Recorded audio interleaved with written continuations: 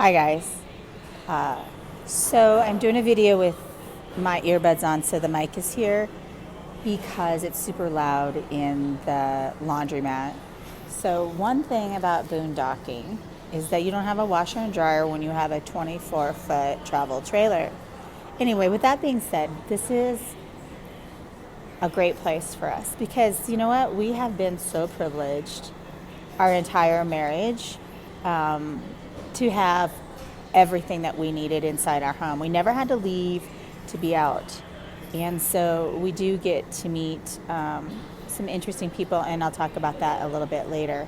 But it is Tuesday in October 20, I don't know even what the date, 29, no, 30, yeah, 29, October 29. So anyway, I don't even know what day it is. And it's starting to get really cold. So this morning it was 20 degrees at 7 a.m. We were not cold at all last night. Some people are like, are you guys freezing? Yeah, it's cold outside. But the thing about heating 200 square feet is that it really doesn't take long to heat up.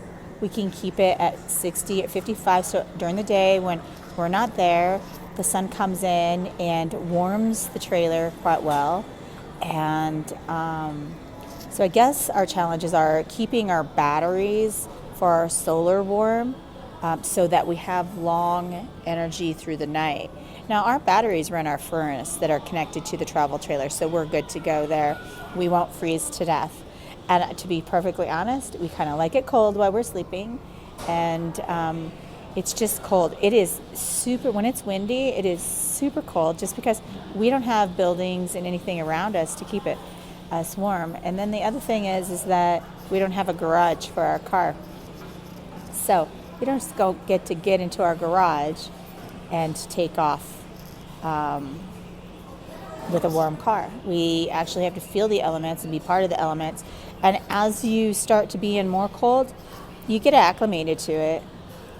It's nice. It's actually really nice. The dogs are pretty acclimated to it. They don't want to be inside. They like the cold. So we're all doing really well. It's a choice, obviously, to be a little uncomfortable at times. Yesterday, I just didn't want to leave as my day off, so I studied all day, stayed inside, ran the furnace a little bit. But if we're not at home and we're working, it's really nice to save the propane for the evenings.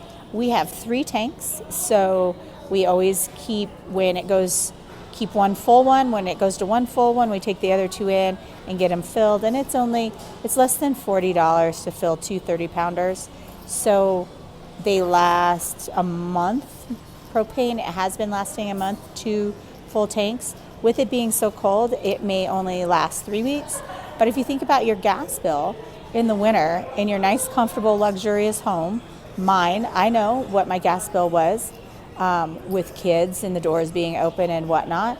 So I will be spending less with the propane each month, and it really is one of our only utilities that we have. So that is a little update on the freezing cold. Obviously, you see I'm layered, but I'm wearing just a thin jacket, and I just have like a pullover with a hood, and that's it. I'm warm. I have socks and shoes and hats. Wearing a hat and gloves is really important. We're getting ready to move to Colorado, people. So we better start getting acclimated. Anyway, I will add more to this video when I get to my car after my laundry is done and folded, and tell you about the people that you meet when you take yourself out of your comfort zone. Okay, this is Christina with my love hat on, keeping it warm. It's really not that cold right now, but I'd rather be warm than cold, and that's all good. So I did want to go and come and talk to you about when we take ourselves out of our comfort zone, we get the opportunity to be the hands and feet of Jesus, right? And we have had a few opportunities, but this morning I just felt like the Holy Spirit was prompting me to buy everybody breakfast. And I was like, why is it? Why do I want to buy everybody breakfast? And so I just asked, and only 2 people said yes, but that's okay. I went down and got I got us breakfast burritos, and I shared a meal with 2 perfect strangers. And well, One of them is the Laundromat girl, which I just adore. And I noticed that she had 2 bags of potato chips for breakfast with a cup of coffee. And I said, can I buy you breakfast? You know, I am definitely about, you know what, eggs and potatoes and a burrito is probably a little bit better than those chips. But I just adore her. And so I was just like, I felt prompted to buy her breakfast. She goes, oh, I'll give you $5. And I said, no. I go, it's on me.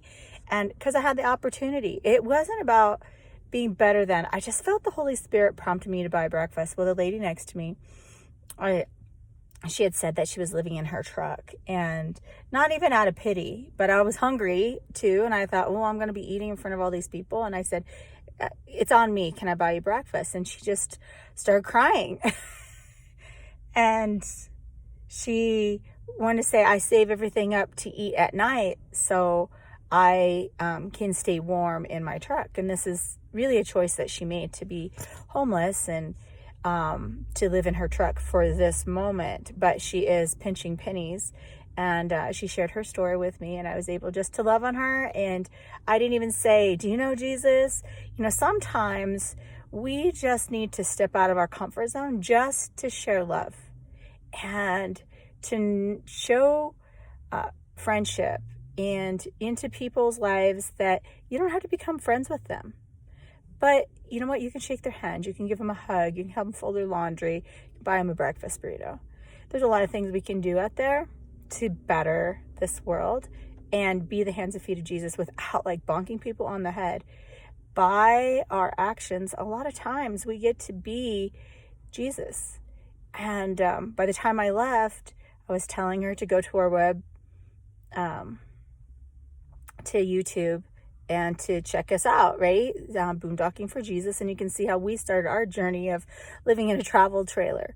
And she's like, oh, I can't wait to see that. She has a cell phone, and it's a smartphone. And, you know, I'm like, yes. So she'll see me talking about her. She'll know who she is. And I just love her heart, you know. And so we need to have ourselves open to the Holy Spirit speaking to us. And it had nothing to do with somebody was less than. It just had to do with, let's be part of the community, you know. And then one of the ladies came back, and she said no, but she was, let me help you fold that comforter, and because it was giving me a hassle. And so she helped me fold it, and she was so sweet. And, you know, then it opens up opportunity for everybody to share and to love and to have a place of gratitude that we all have a place to wash clothes and to have clean clothes. And you know, we all don't have to be ugly and stand around and not speak to each other.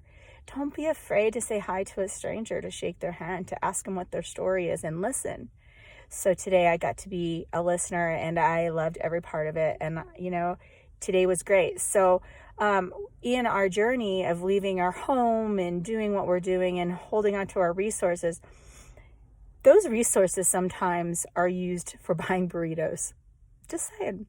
Just such a good morning. And now I get to go to work. Hopefully I don't have crazy hair underneath this hat, but I probably will.